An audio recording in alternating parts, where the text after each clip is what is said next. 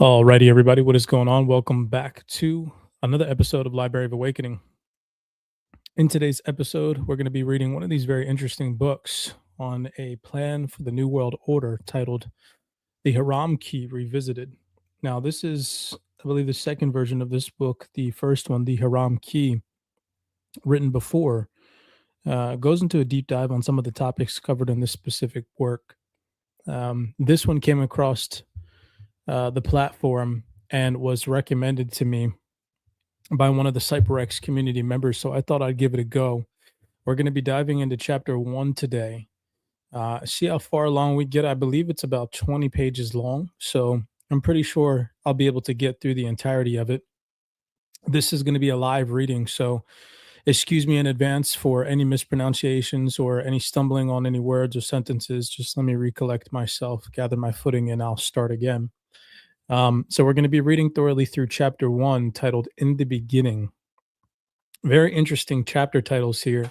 The Star Child, To Rescue an Empire, The Rising of the Star Families, The Sleepers Awake, The First New World Order. By the way, this is the book yesterday that I had uploaded to TikTok, and they restricted the video and took it down. So we'll see if today, doing this on a live, the video sticks around. I'm not too entirely sure what was said that violated the community guidelines in my live yesterday or in my post yesterday, but we'll see if it works today.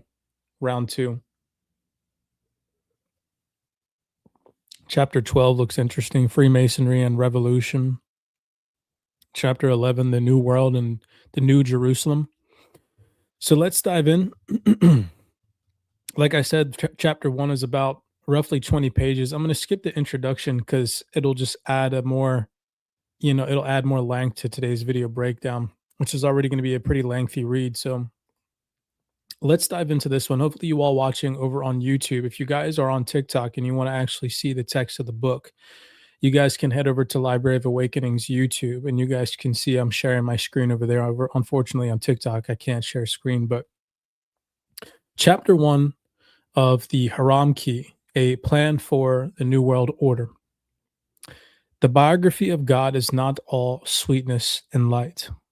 In the beginning, according to the book of Genesis. By the way, before I start reading this book, holy cow, when you're reading on any topic in regards to religion or people's belief system, people tend to get heavily, heavily offended.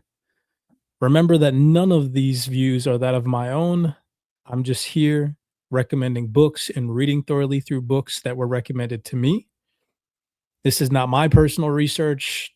Obviously, of course, these books are that of the authors. So don't take what these books say for face value. Always go and do your own personal research, use your own discernment, do your own, due diligence, and go out there and research deeper into some of the things that these books are talking about. If they question narratives, if they question your beliefs, if they challenge your beliefs, don't get offended because wow, when you're talking about religion, it starts to get a little, people start to get in the comments and get all defensive. I'm not here for that. I'm not here to debate anybody, and I'm not here to say that this book is right or wrong.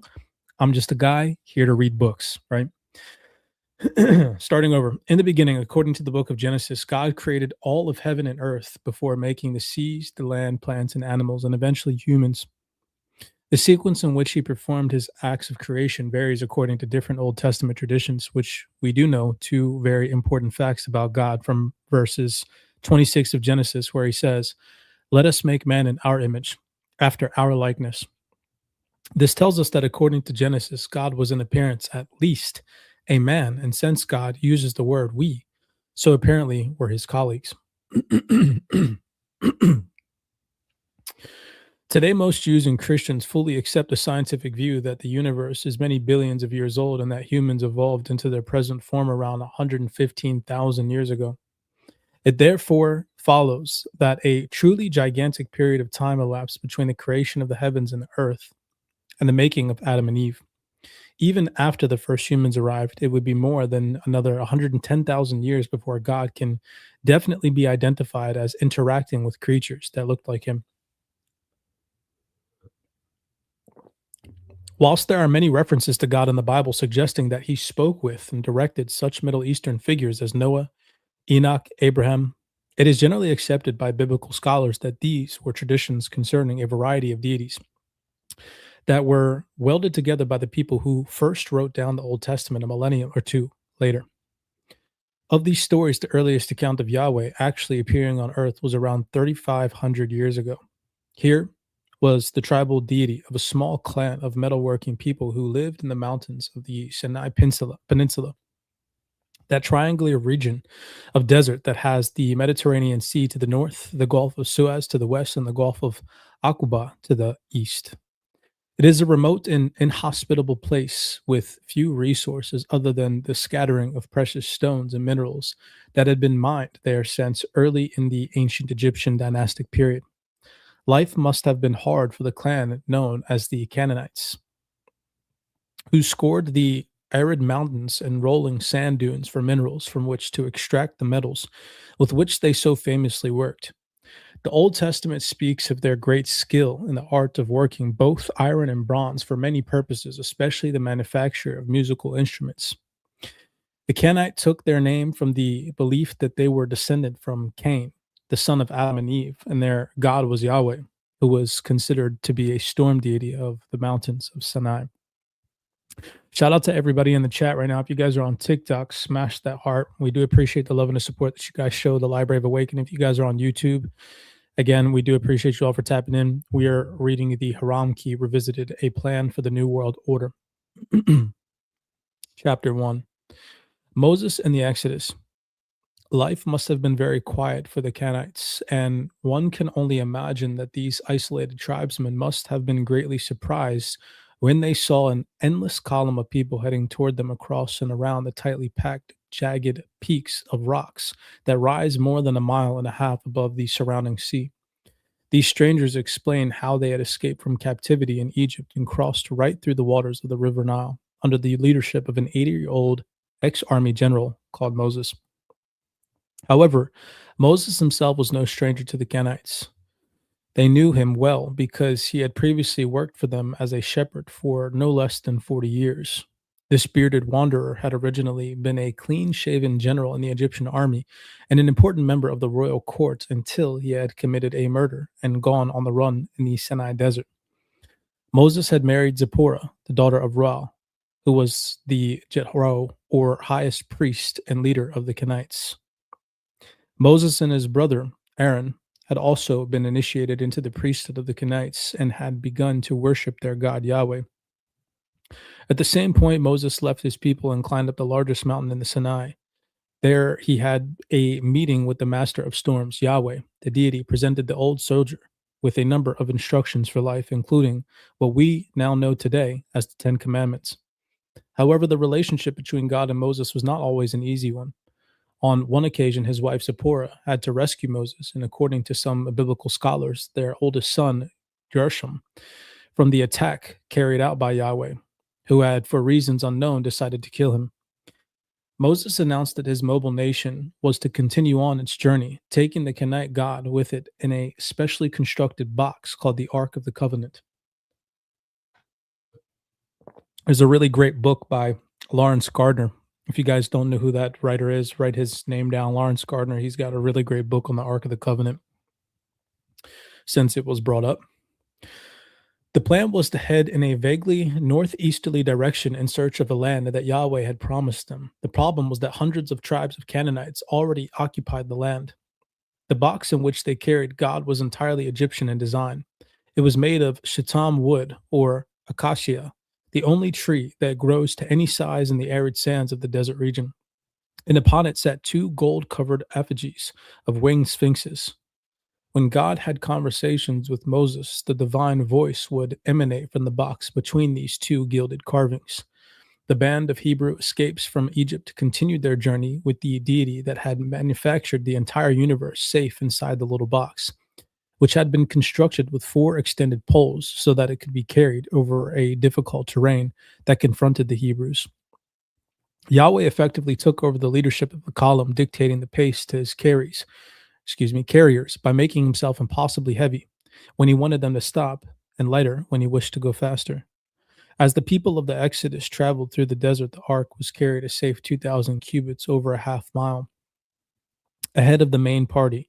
And according to the ancient tradition, we are told that Yahweh would clear a safe pathway for the nation by burning snakes, scorpions, and thorns with two jets of fire, as though they were flamethrowers slung from the undercarriage of the gold plated ark. Unfortunately for the followers of Moses, God was prone of ill temper. For example, when Moses' nephew, Nadav and Avihu, used a non approved source to ignite the fire to offer a burnt sacrifice to Yahweh, they were immediately consumed by a bolt of flame that, according to the Old Testament, was fired by Yahweh from inside the box. Yahweh continued to be easily annoyed. Priests who carried the ark had to think about every move, as even looking at the box at an improper time would result in immediate immolation in a ball of flame. This book is starting off slow so far. I feel like this is all surface level information so far that you could easily find online. Let's see how much deeper it goes. A planned return. In our view, Israelites' 40 years journey to the land of Canaan was not an accidental event, rather than a spontaneous escape from Egyptian slavery. It was almost certainly a planned return to an old homeland. It is now known that around 200 years before the Exodus, weather conditions had suddenly changed in the land of Canaan, had been baked dry by soaring temperatures. Towns across the eastern inland had almost emptied as rapid climate change dried up water sources and withered crops before they could establish themselves. Small villages lost many of their numbers as people tried in vain to scratch a living from the hard baked soil. The endless drought appeared to be a curse from the gods, and the only resource was either to travel south to the land of the living, River Nile, and work for the Egyptians, or head north to the more temperate climate of leafy Lebanon. A couple of centuries later, the climate changed back to normal as suddenly as it had gone Ari. Over a decade or two, the Sumer and Canaan reverted to being simply very hot instead of a veritable furnace. Rivers began to flow and springs rifled. People started to head back to their old homeland from both the north and the south. The group led by Moses and later his successor Joshua, Hebrew for Savior, headed east and north into the land of Canaan, which was once again promising to be a land of plenty. Upon arrival, they set about destroying every township they came across so that they could take the food and the water supply for themselves. The following extract is typical of accounts of the bloodlust that God appears to have instructed. And the Lord said unto me, Behold, I have begun to give Sihon and his land before thee.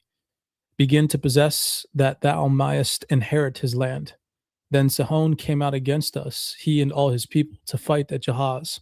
And the Lord our God delivered him before us, and we smote him and his sons and all his people.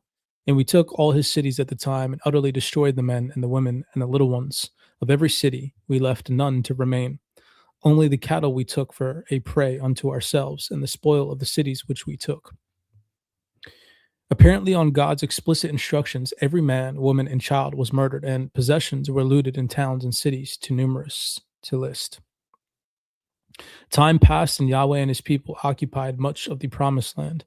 More than 4 centuries later, Yahweh's chosen people came to the holy city of Jerusalem, which was eventually surrendered to David, the king of the Israelites. It is claimed that David took 30,000 men to escort the ark and its divine contents to their new capital. To make the final journey, Yahweh's mobile home was placed on a new cart drawn by Uzzah and Ahio, the sons of Amminadab. As the cart journeyed onwards, Uzzah accidentally invaded Yahweh's personal space in some way and died instantly in a ball of flame. David was livid with the temperamental deity and decided to go no further.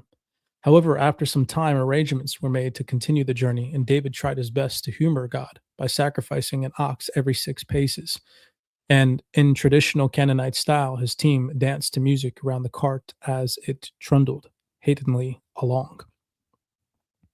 The temple for Yahweh. On arrival at Jerusalem, David decided to build a temple for Yahweh and his ark at a place above the city that was said to be the very spot where Abraham had intended to sacrifice his son Isaac, perhaps nearly 1,000 years earlier, as described in chapter 22 of Genesis.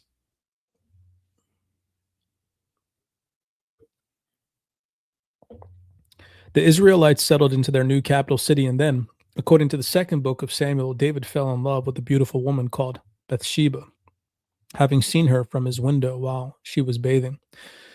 Bathsheba was the wife of Uriah, one of David's officers, but nevertheless, the king had her brought to his chambers, where he promptly had intercourse with her.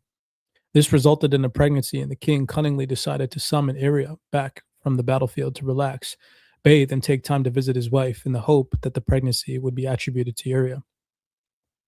But Uriah refused the king's offer, saying he could not go to my house to eat and drink and lie with my wife, while his fellow soldiers were living in hardship in the open on the battlefield. David could not risk the wrath of a popular general, so he made sure that Uriah was placed in the forefront of battle, where he was soon killed.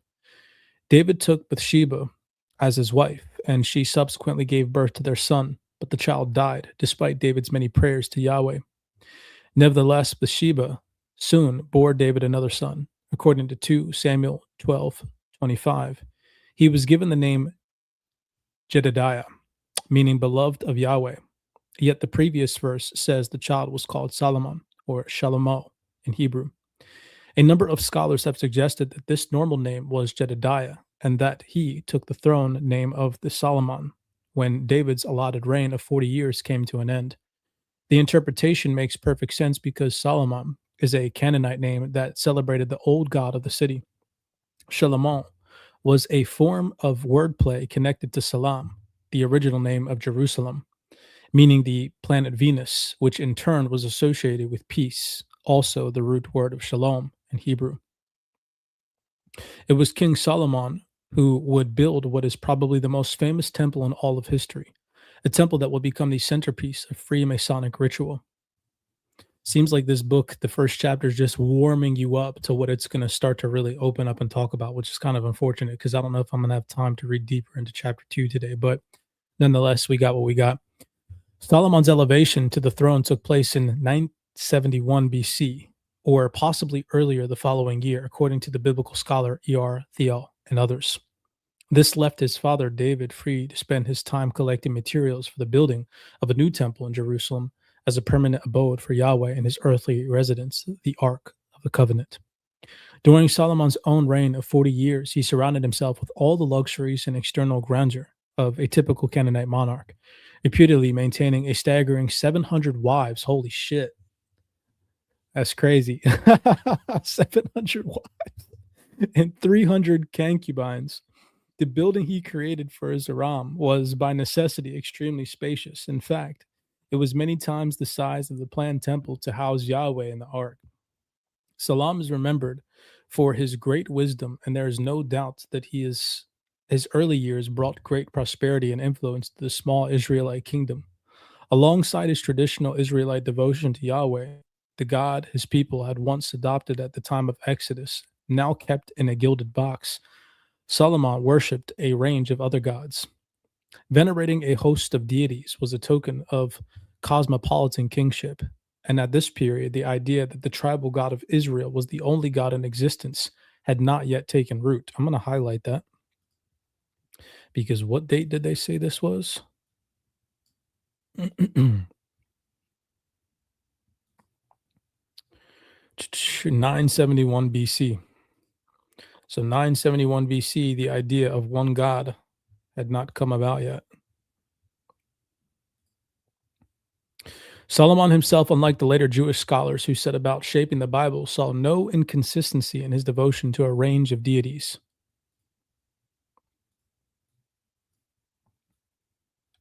Highlight that as well. Among the more unpleasant practices he embraced, excuse me, let me reread that sentence. Among the more unpleasant practices he embraced was the sacrifice of one's own children to the god Moloch. Yo, that book right there, if you ever have searched, you know what, I'm not even probably going to be able to say that on TikTok, but just search that up.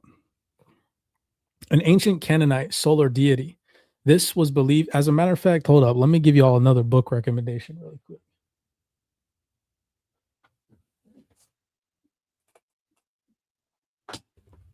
This one right here, if you're watching this, peep this book right here, The Bohemian Grove.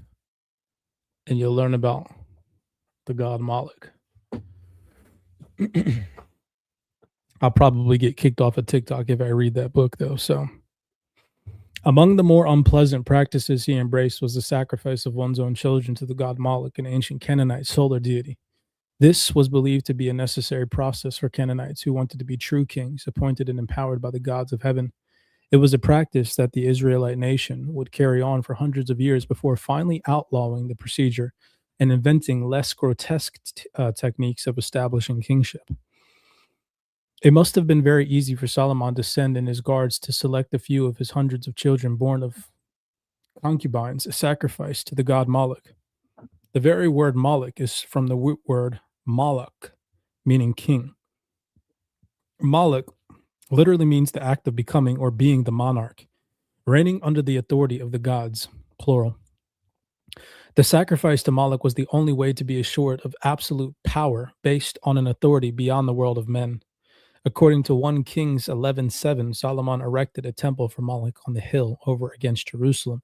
The location of this temple where the child sacrifice took place was to the southwest of the city of Jerusalem in an area called Tepeth, in the valley of Hinnom, also known as the Valley of Children, near to where King David's tomb is believed to be. The practice of sacrificing the king's children continued for hundreds of years until it was eventually outlawed. And 2 Kings 23 states that no man might make his son or his daughter to pass through the fire to Moloch. Whether it was due to his human sacrifices or not, Solomon and his government prospered, and he entered into an alliance with Aram, the Phoenician king of Tyre, who greatly assisted him in his extensive building works, most particularly the great. Hold on, let me reread that. The Phoenician king of Tyre, who greatly assisted him in his extensive building works, most particularly the great temple in which Yahweh could reside. Moving on, the next portion is the power of the Shekinah. Probably butchering that one, but I'm trying. Shekinah. If you guys are watching this on TikTok, do me that favor, smash those hearts. We do appreciate the love and the supports. Yeah, smash those hearts. We just hit 666 hearts. Yeah, get those hearts up. Let's get past that number. Many blessings to you guys for tapping in. If you're over on YouTube, love and supports, we do appreciate it. As always, couldn't thank you guys enough for helping us grow this platform organically from absolute scratch. We hope that you guys have really enjoyed these book recommendations. Remember, none of the views, the perspectives that we share on Library of Awakening, the books we read, are views and perspectives that of our own. We're just here to read and, show you guys, show the world books that go otherwise unnoticed to the general masses. Most of the books that we read and touch on get scrubbed from the face of the internet. Just even reading this book here, I read a portion of this book in a TikTok short yesterday, and they deleted the short. They deleted the TikTok video. So I thought I'd give it another shot reading this book on the live. We're not going to get to the chapter today that I read yesterday for the TikTok short that they said violated community guidelines, but whatever. So anyways, let's continue. As always, thank you guys for tapping in with us. Let's finish this out. I think we got like maybe 15 more pages left. However, the evidence suggests that while the Ark of Yahweh was indeed kept in the temple when the building was first erected, it was not originally dedicated to Yahweh. Solomon's polytheistic kingship required a temple that connected with the gods, a kind of communication center that gave the ruler a conduit to the realm of gods in the heavens. The key to such a building lay in the understanding of astronomy, and most particularly the long-term movements of the planet Venus, the goddess Ashtoreth. The worship of the goddess Ashtoreth, also variously known as Astarte, or Ishtar, or Anat, or Ashtar, or Asharat, or Balat Gabal, and Asherah, was of central importance to Salam. Ashtaroth was connected with fertility, sexuality, and war, and her symbols were the lion, the horse, the sphinx, the dove, and above all, a star with a circle, indicating the planet Venus, which was the visible manifestation of this astral deity. Venus lies inside Earth's orbit around the sun and is the second in line from the sun after Mercury. Seen from Earth, Venus is by far the brightest object in the sky after the sun and the moon, and it appears either just before dawn as the morning star or shortly after dusk as the evening star.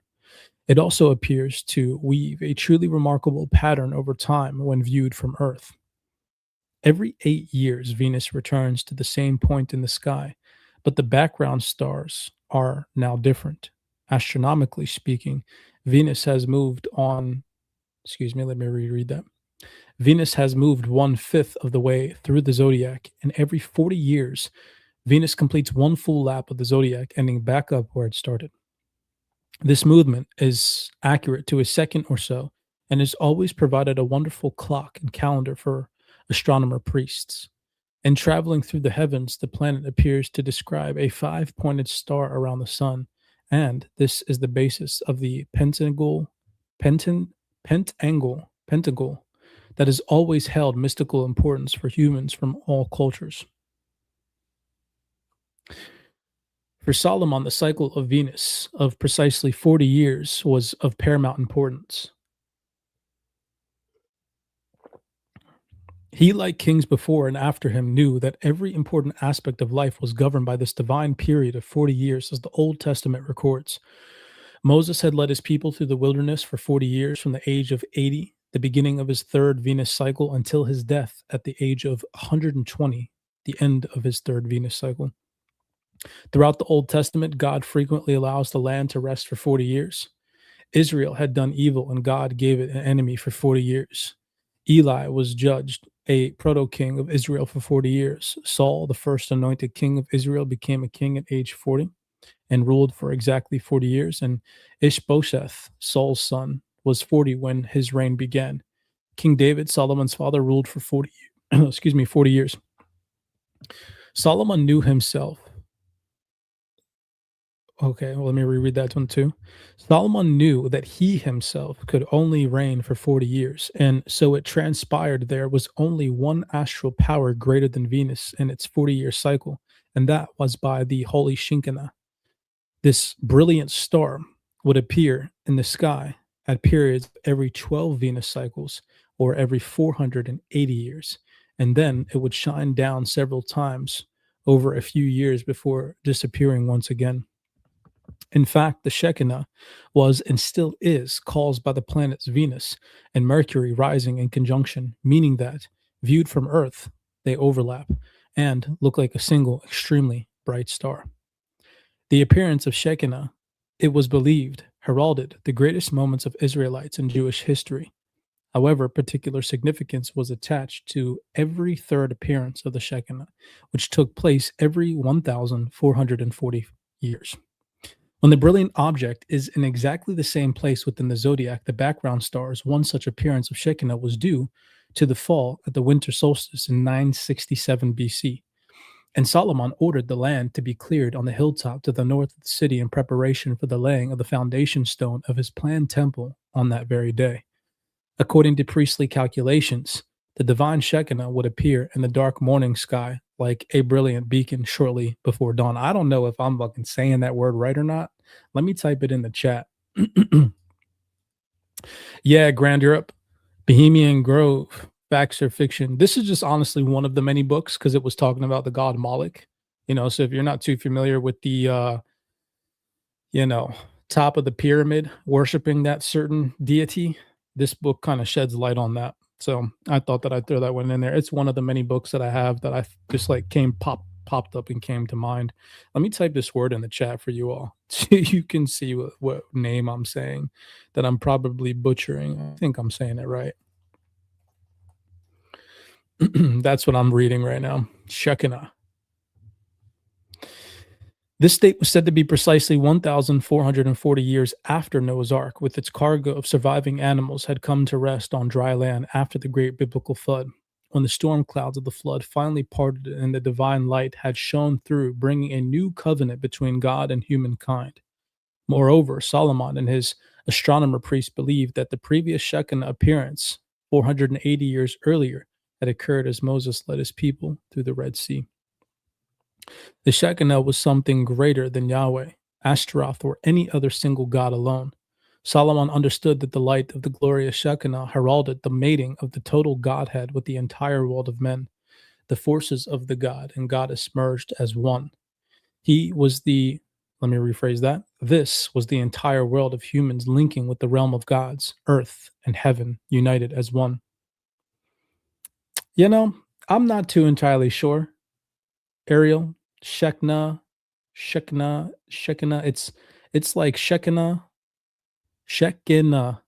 Yeah. I hope I'm saying it right.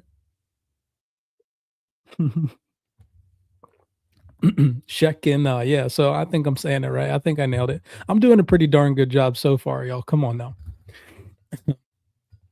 It seems that the male shaft of light from the star above was understood to pierce the female in fertile soil. As the interchanging reached its climax, the identities of the male and female merged as one.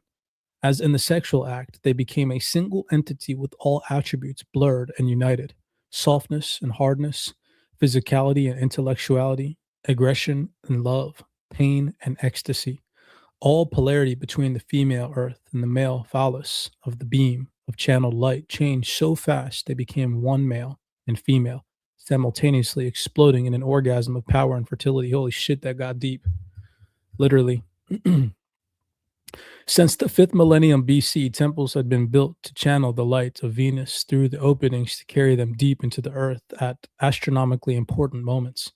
Perhaps the greatest of them all was the structure that still stands today at Newgrange in Ireland. 1,000 years older than the Great Pyramid and more than 2,000 years older than Solomon's Temple, this extraordinary building allows the light of Venus to penetrate into its central womb once every eighth winter solstice.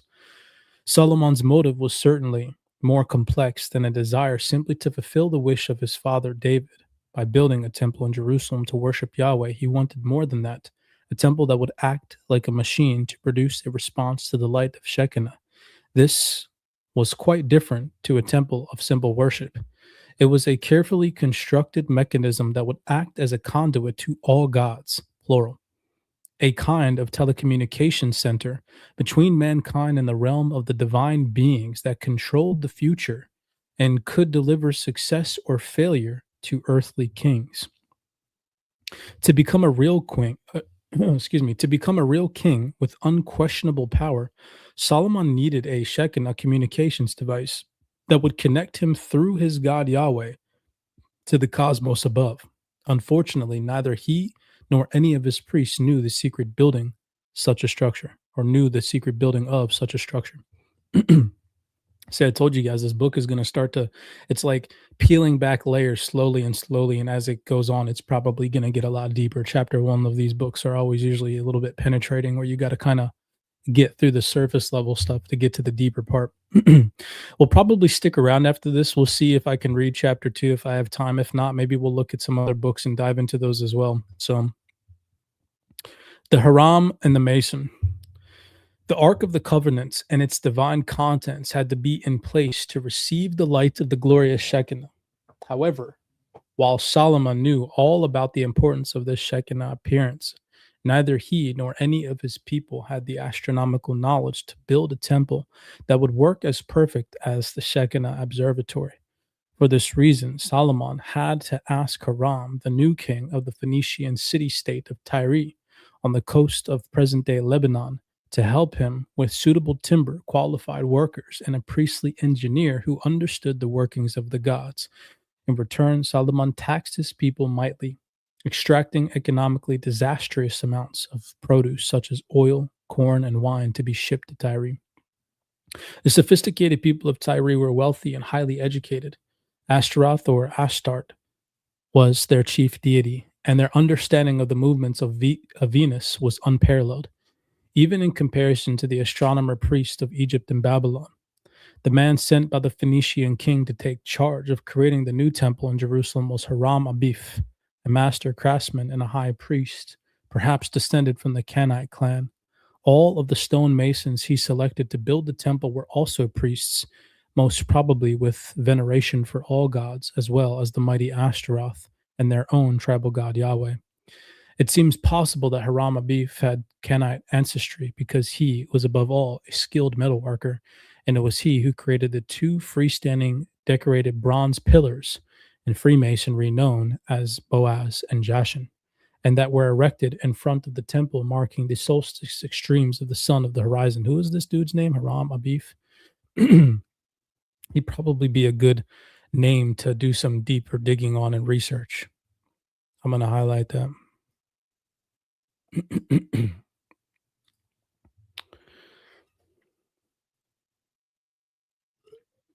I appreciate, excuse me, everybody in the chat smashing that like button. We do always appreciate the love and support, and for you all tapping in with us today.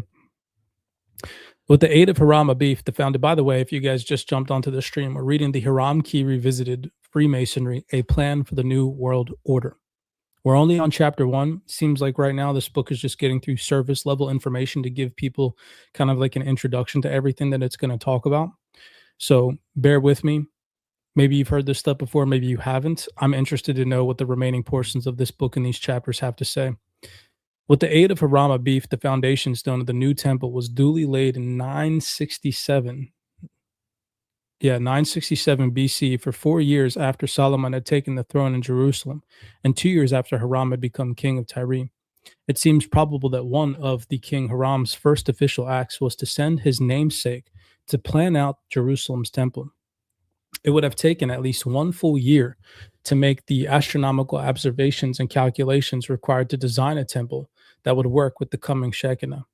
The exact center of the temple had to be erected on the high ground to the north of the city, on what is now part of the Temple Mount, so that the light of the rising sun would break the horizon at precise points on the hillside to the east throughout the year. The sun rises due east twice a year, once in the spring and once in the autumn, on the two equinoxes, when there are exactly 12 hours of daylight and 12 hours of darkness.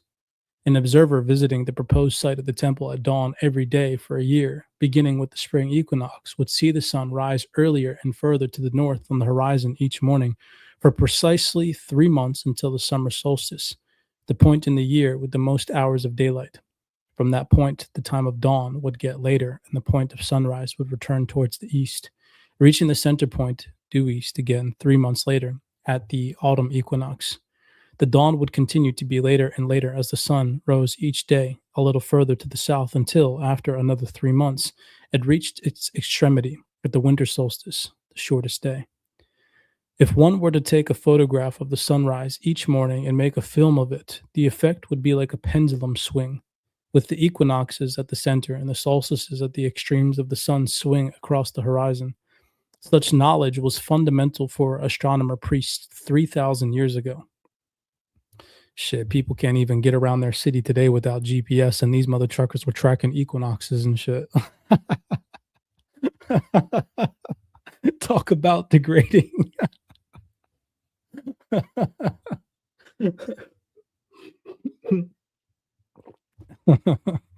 and we think that we're smarter than them, thousands of years ago. Yeah, okay. You could not convince me. What book is this? What book is this? Luna's mom. This is the Haram Key Revisited, Chapter 1, Freemasonry, a plan for the New World Order. Where did I leave off? All right. The location of Jerusalem was no accident, because it is an ideal place from which to observe sunrises and sunsets. The angle of shadows cast by the rising and setting sun vary by longitude. The angle of shadows cast by the rising and setting sun, excuse me, I reread that sentence. At the equator, every day is more or less equally divided into light and dark, and the sun rises due east and sets due east. At the poles, the sun never sets in the summer and never rises in the winter. Between these extremes, the angle between the two solstices increases the further one travels away from the equator. The latitude of Jerusalem is 31 degrees, 47 north, which means that the angle of the shadows cast by the winter and summer solstices is precisely 60 degrees. To observe this, all that was necessary was to draw a circle on the ground and place a vertical stick in the east and another on the side of the west. On the morning of the winter solstice, the easterly stick would cast a shadow 30 degrees north of the center, and that evening, the westerly stick would cast a shadow 30 degrees south of west. The reverse would be the case at the summer solstice, creating a diamond shape inside the circle. A north-south line across both angles produced a signature that is unique to this latitude. At Jerusalem, it forms the perfect six-pointed star that is known as either the Seal of Solomon or the Star of David. It's so crazy to know the ground roots of the, like geometric shapes that a lot of these religions base their, symbolism off of. If you don't do symbolistic worship, what's even crazier? I'll give you guys two really good book recommendations. Hold on.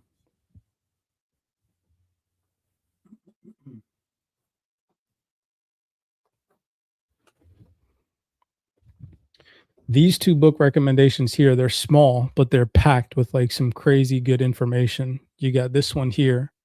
This one is A Little Book of Coincidences in the Solar System.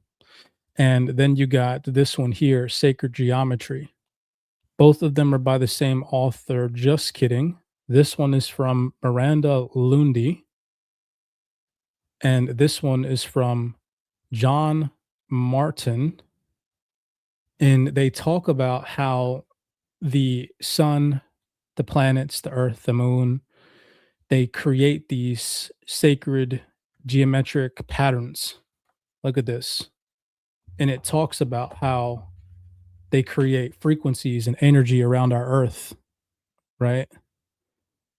Like these are like the freaking how the stars and the sun and how they cross each other in their orbits and shit. It's crazy when you actually understand where the sacred geometry really comes from and how these ancients were able to see this stuff thousands of years ago without a freaking telescope is insanity, So these two books right here, phenomenal little reads, little tiny pocket books, but really great stuff. Damn, you guys are getting book recommendations on book recommendations today. That's like 5 book recommendations so far today. We talked about Lawrence Gardner earlier. If you guys want to learn about the Ark of the Covenant, Lawrence Gardner, The Ark of the Covenant, that's a great book. Bohemian Grove, these 2 books, this one. Knowledge on knowledge. All right. So the symbol that has relatively recently become the emblem of Judaism and of the modern state of Israel is a solar diagram that celebrates the remarkable geographical position that the city of Jerusalem occupies. Haram Abif would have understood this perfectly well, because Jerusalem had become a famous place of worship for this very reason since the Stone Age. But his interest was in more than just the basic sunrise and the sunset patterns. The name of Jerusalem in the Canaanite language means the foundation for observing Venus rising. I'm highlighting that. I did not know that. And Haram wanted to calculate the movements of Venus in the highly complex pattern of the Shekinah as it rises ahead of the sun. Any visitor to Jerusalem today would be told that Solomon's temple was built on the dome of the rock where the Al-Aqsa Mosque has stood for around 14 and a half centuries. This is the very highest point of the hill, but it is not the place where the Jewish temple once stood. We believe that Solomon's temple was built a little further to the north at a site known now as the Dome of the Spirits. The reason for this belief is the alignment to the hillside to the west, which had always made Jerusalem special. This tiny dome is only a few hundred years old, but beneath it is the holiest spot on earth. It marks the east-west line running from the peak of the Mount of Olives, viewed through the Golden Gate, though to the domes of the Holy Specula in the west. It was upon a peak of Olivet, according to the Mishnah, that the high priest used to stand when he sacrificed the red heifer. During his ceremony, it is said he would have had to look into the holy holies, the holy of holies of the temple, and sprinkle the blood of the sacrifice in its direction. More importantly, the light of the Shekinah would rise in the east above the peak, pass through the golden gates, and penetrate the dormer window of the Solomon's temple, for it would shine on the Ark of the Covenant. Quite independently of Christ's Knights researches in this area, Professor Asher Kaufman from the University of Notre Dame has argued exactly the same theory, without any reference to the Shekinah.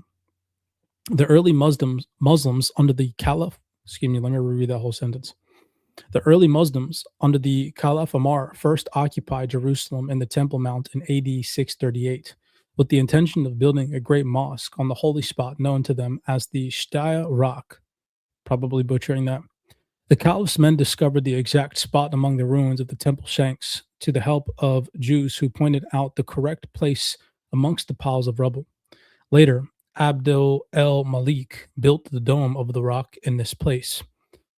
This fact is recorded in many sources of both Jews and non-Jews, such as in the Syro-Genesia, Elsewhere in the Genizia, it is written that Jews came to Jerusalem with Omar and showed him the location of the temple. A similar source to the Geniza states that Jewish guides helped to expose the Shtia rock or Shtia rock. However, the Jewish people are passionate about their devastated temple, which is the most sacred site in Judaism. Surely, common sense would suggest that they would deliberately give the wrong information to any non Jews intent upon building on such a holy spot. Perhaps we and Professor Ashar Kaufman are causing some small problems by raising this issue, but none of the authorities of any religion in Jerusalem is going to admit to such a fact. Old conventions, however wrong, tend to have a life of their own, and only the real cognoscenti will ever care anyway. But let us return to the time of Solomon. One can imagine the moment when Shekinah arrived as predicted in 967 BC, 1,440 years after Noah's flood. At the moment that the foundation stone of the new temple was laid, the blazing star rose quickly in the east, its brilliant glow lighting the entire landscape, all present dropping to their knees as the light of heaven shone down upon them. It lasted for 10 minutes or more before the red orb of the rising sun spilled across the horizon. Then, as now, knowledge is power. I don't like that it says that because that's not true. Knowledge is only power when implemented properly. Write that shit down. Say people that say knowledge is power, period, incorrect. Knowledge is only power when implemented properly. Has to be that little addition on the end of it, because if you're just accumulating knowledge but you're not applying it properly, then it's pointless, right? Anyways, then as now, knowledge is power.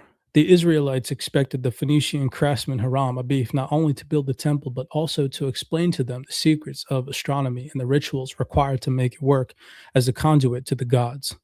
The Old Testament does not elaborate on the details of the construction work of the temple, but perhaps surprisingly, the oral traditions of Freemasonry do.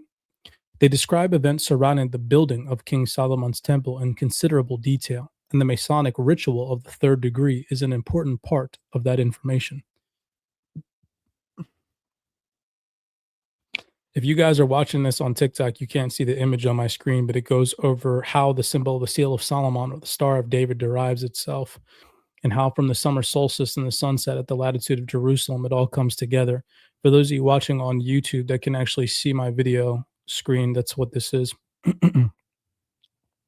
We fully understand that most people would be highly skeptical of evidence from something as arcane as the rituals used by a secretive organization that has been accused of everything from devil worship to political subservation. But the rituals have been shown to contain knowledge that should not have been available to a relatively modern organization such as Freemasonry, which can be no older than 550 years at best. It is said in the third degree ritual of Freemasonry that King Solomon, King Aram, and Haram Abif were three grand masters. This suggests that they held a rank in a secret order that was in some way connected with or analogous to Freemasonry. They are said to have met in a secret chamber directly below the Holy of Holies of the temple, the inner sanctuary where the Ark of the Covenant stood.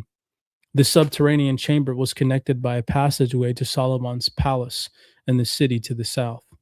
According to Masonic lore, as expressed in this third degree rites, when the temple was nearly complete, 15 senior Israelite builder priests who were acting as overseers became concerned that they were still not in possession of the secrets, and they decided to obtain them by any means, even if that meant recourse to violence. The precise nature of these secrets is not described in Masonic tradition, but in our view, they could only relate to the knowledge of how to capture the power of the Shekinah inside the temple. These rebellious builder priests decided to ambush Hiram and extract the secrets by force, but 12 out of the 15 thought it too dangerous and pulled out of the plot. The three remaining conspirators placed themselves at the entrances of the almost complete temple, which were in the east, north, and south, and there they waited for their master to enter to venerate the sun god. They knew he always did this at the hour of noon, when the sun was at its zenith. Having finished his devotions, Hiram attempted to return by the south entrance, where he was confronted by the first of the priests, who, according to legend, had armed himself with a heavy plumb rule. Raising the weapon in a threatening manner, he demanded to be told the secrets of a master mason, warning him that death would be the consequence of a refusal. Haramabif answered that those secrets were known to but three in the world, and that without the consent and cooperation of the other two, King Aram and King Solomon, he neither could nor would divulge the secrets, and that he would rather suffer death than betray the sacred trust vouched to him. The overseer then aimed a violent blow at the head of Aram, but he missed his forehead and only struck him a glancing graze on his right temple, which caused the master to reel and sink onto his left knee. Recovering from the shock, he made for the north entrance. Here he was accosted by the second of the plotters, who was armed with the builder's level. Hiram again rebuffed his demands to know the secrets and was immediately struck with a violent blow, this time on his left temple, which brought him to the ground on his right knee. Finding his retreat cut off at both these points, they pretty much jumped this fool. They jumped his ass. That's what I'm getting from this. Hiram staggered faint and bleeding to the east entrance, where the third conspirator was waiting, armed with the maul and heavy hammer. After Hiram had again refused to divulge his secrets, the third man struck him in a fatal blow to the forehead. The master fell lifeless to his feet. The three conspirators panicked when they realized that they had killed their master and still had no knowledge of the great secrets. Dummies? Why would you kill him before you get the information? Come on now. They wrapped the body and headed out into the hills, where they buried Haramabif in a hastily prepared shallow grave, which they marked with a sprig of acacia. The absence of Haram was soon noticed. These dudes are rookies, man. Come on now. The rookies. You take them, tape them up, torture them, get the information, and then get rid of them. Come on now. Typical. They attacked him first. This book is the Hiram Key Revisited, Freemasonry, a Plan for the New World Order. Pure vibes. All right, the absence of Hiram was soon noticed, and concerned that something terrible had happened. Some of the senior priests went to tell Solomon of their master's disappearance. The king immediately ordered a general muster of the workmen throughout the different departments, and it then became clear that the three of the overseers had also gone missing. On the same day, the 12 craftsmen who had originally joined in the conspiracy came before the king and made a voluntary confession of all they knew, down to the time of the withdrawing themselves from the number of the conspirators. King Solomon quickly selected 15 of his best men and ordered them to make a diligent search for Hiram to ascertain if he was still alive or whether he had suffered death as a result of the attempt to extort from him the greatest secrets. Many days were spent in fruitless search until one of the men caught hold of a shrub, which, to his surprise, came easily out of the ground. On a closer examination, he found that the earth had been recently disturbed, and with his companions, he dug down a short distance and found the roughly interred body of Hiram. They covered it again. Damn, they didn't even freaking bury this. Like, they didn't even bury him deep enough. Come on now. These dudes are rookies. They covered it again with all respect and reverence, and to distinguish the spot, they stuck a sprig of acacia at the head of the grave. The group then returned directly to Jerusalem to give the sad news to King Solomon. It is said that when the king's rage and grief had subsided, he ordered the men to return and bring Haramabif's body back for the proper burial. This done, their mission then was to find those responsible for the murder.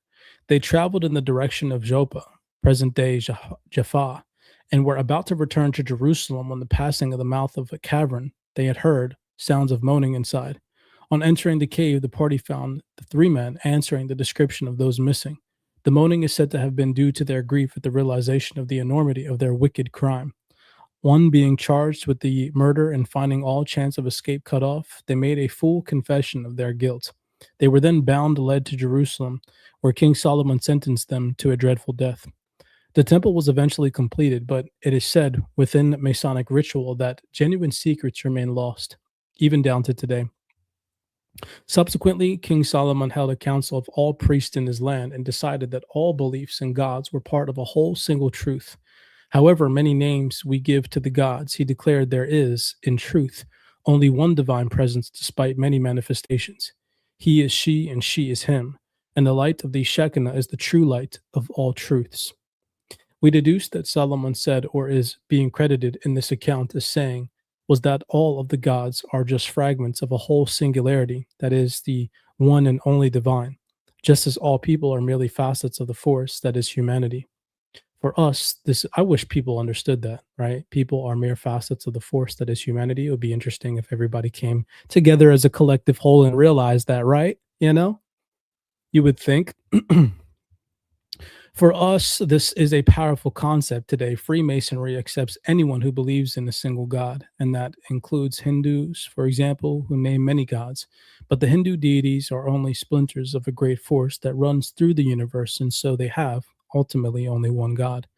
For the Israelites, even the devil was part of a god.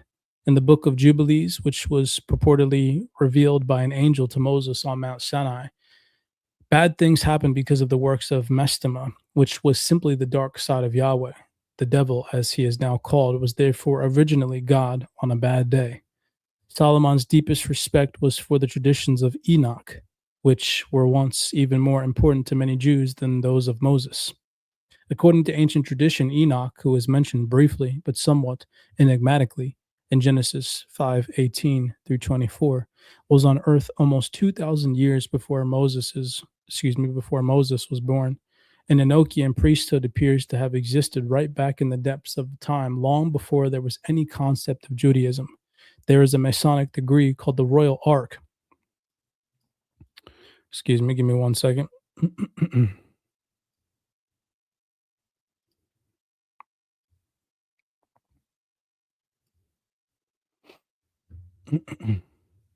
All right, cool. Apologize about that. I was getting some notification. There is a Masonic degree called the Royal Ark of Enoch, which dates back to 1740. And there is also a very ancient document known as the Book of Enoch. This document was known to have been popular among very early Christians. It is quoted in the letter of Jude in the New Testament, but it fell from favor by AD 500, and most copies were destroyed. The work was lost to Western Christendom for over 1,000 years. However, it remained popular in isolated Ethiopia, where it forms part of the Ethiopian Bible to this day. It was to Ethiopia that in 18th century Scot Freemasonry James Bruce went in search of the long lost book, and he discovered it in 1774, nearly 3 decades after the Masonic ritual of the same name had become into existence. This Masonic degree has not been worked or used for more than 200 years, yet it uses a 60-degree triangle that is described as the Delta of Enoch. This is, of course, the angle of the solstices at Jerusalem. The ritual claims that Enoch originally used this particular triangle on the exact spot where Solomon's temple was built thousands of years later. It also states that some great secrets were buried in an underground vault at this location, which were later discovered during the building of the temple.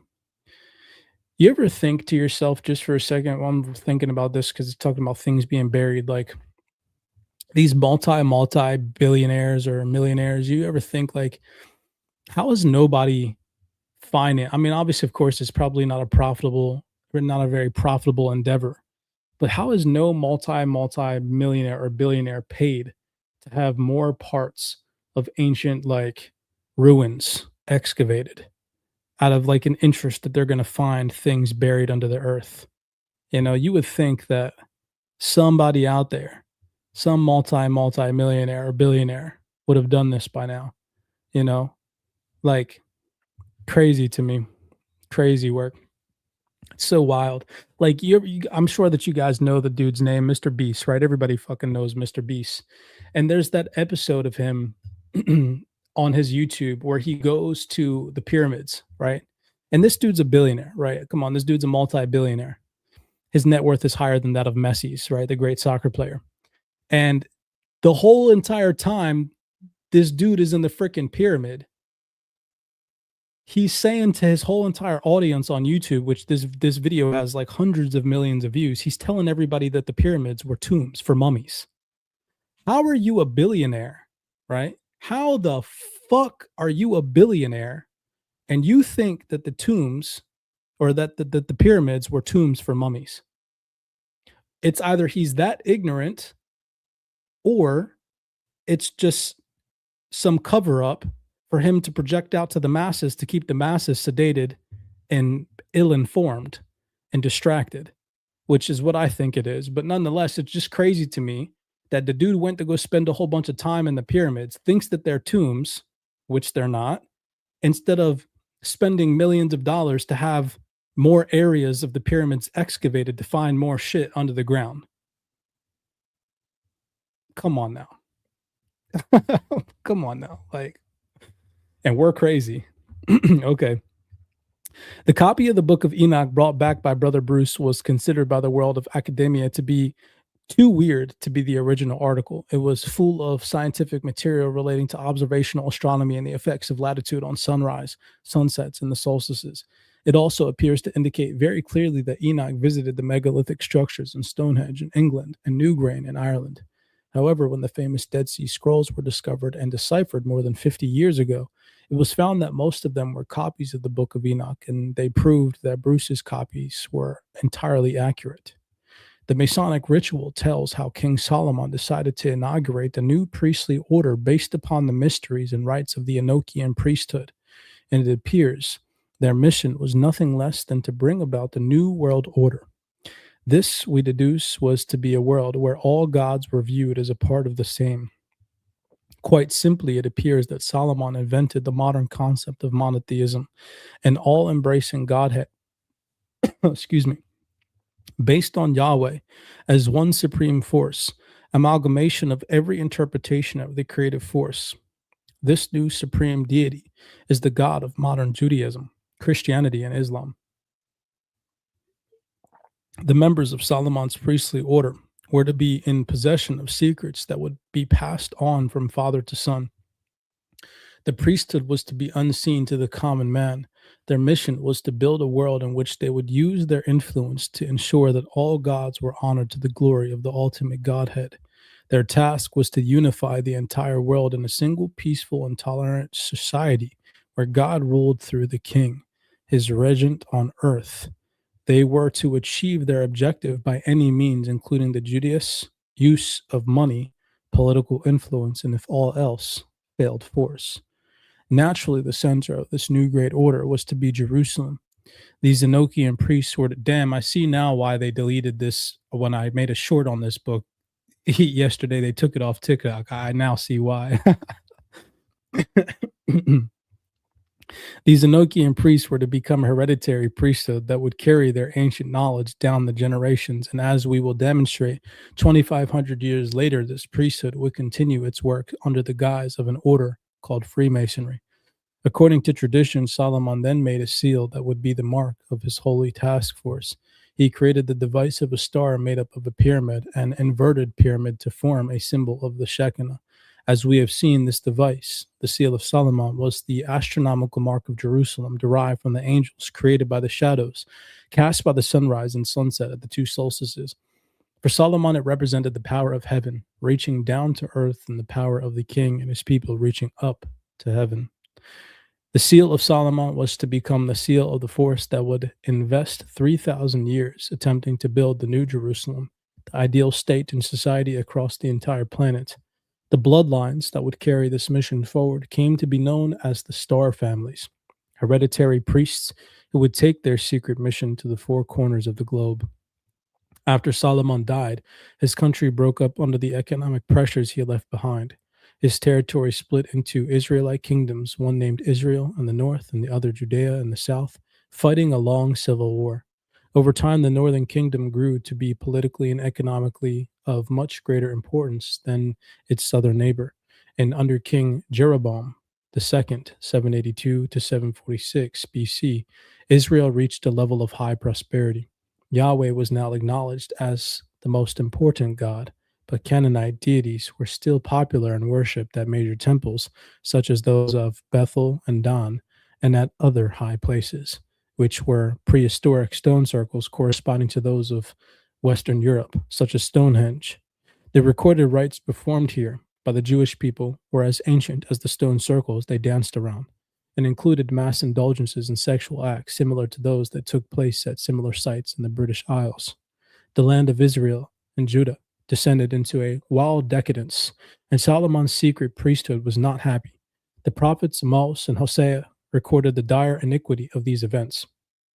There was a widespread belief that Yahweh would uphold his people as long as they paid him some homage of sacrifice from time to time. But others were already foretelling the destruction of the kingdom as the penalty for the wickedness of its people. After the reign of King Jeroboam II, the kingdom of Israel began to disintegrate with a series of short, unstable reigns of kings who usually murdered their way to the throne only to be killed themselves by the next aspiring king.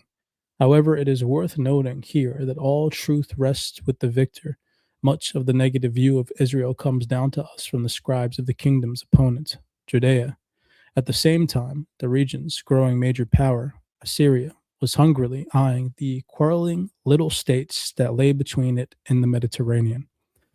Eventually, in 722 BC, the Assyrian king Sargon II overran the kingdom of Israel. An inscription found in the ruins of Sargon's palace at Nineveh tells us how he carried away 27,290 captives from Israel.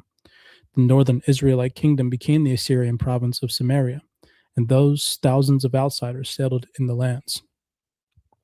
From the intermarriage of the various new peoples with the remnants of Israel arose the Samaritans, excuse me, whose religion remains distinct from Judaism to this day.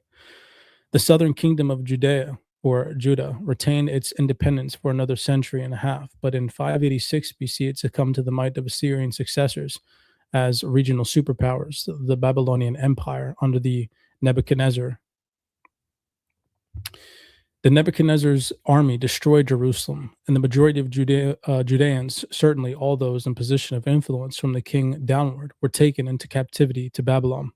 Many of Solomon's secret chosen priesthoods fled to Egypt, mostly to the island of Elephantine in the river Nile, near Aswan, where they constructed a temple said to be identical to the King Solomon's temple. The excavations left only the poorest peasants remaining in the land of Judah. Israelite independence had come to an end.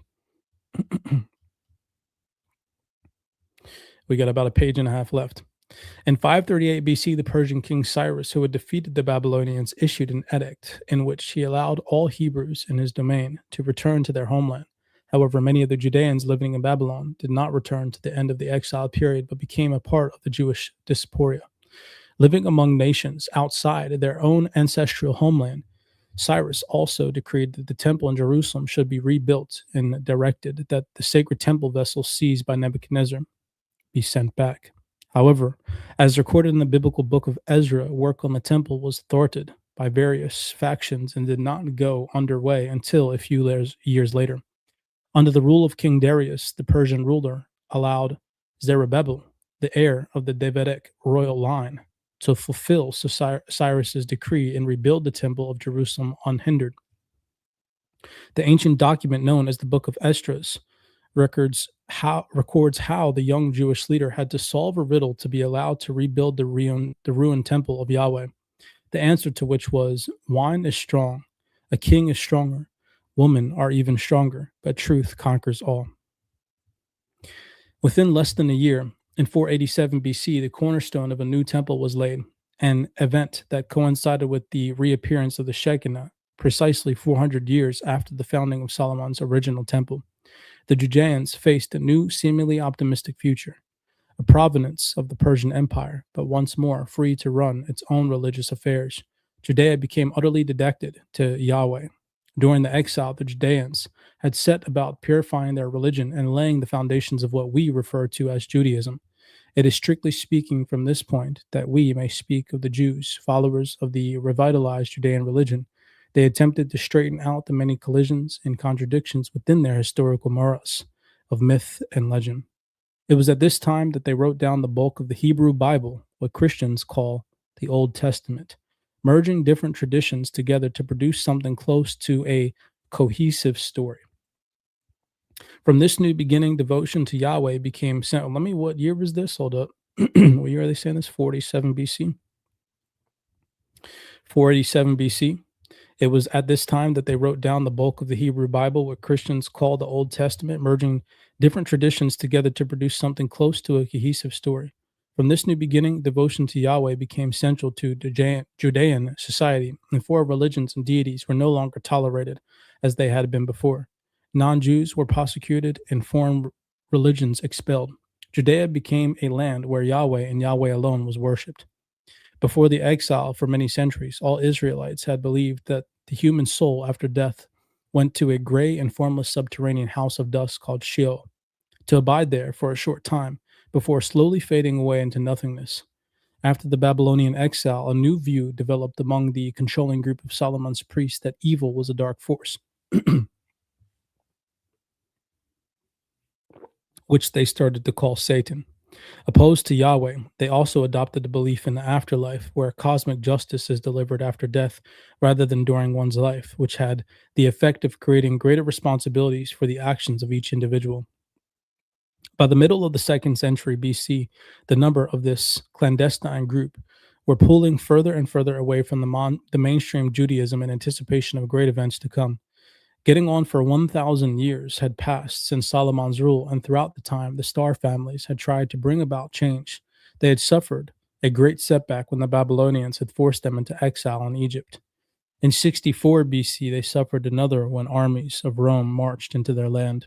However, the Star families believed that an appearance of Shekinah would herald the emergence of a great national savior, or Messiah, the Anointed One.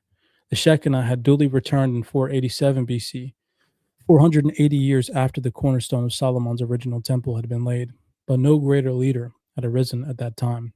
Now, another 480 years later, in 7 BC, they were anticipating the next appearance of the great blazing star over Jerusalem. Would the Messiah arise this time?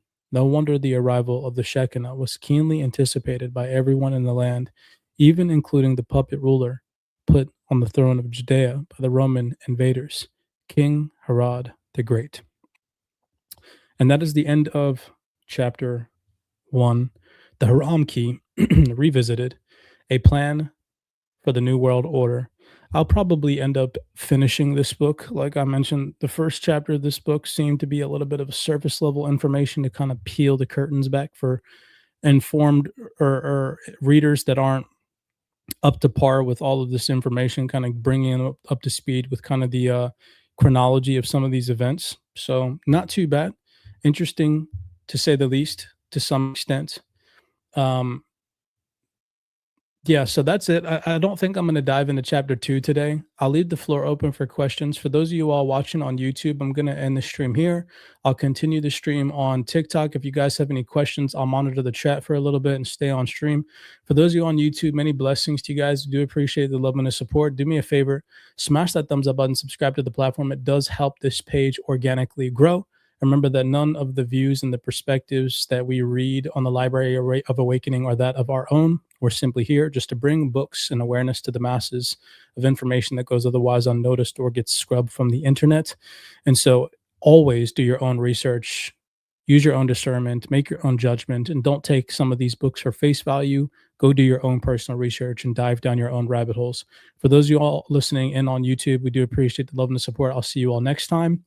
And that is it for you guys on TikTok.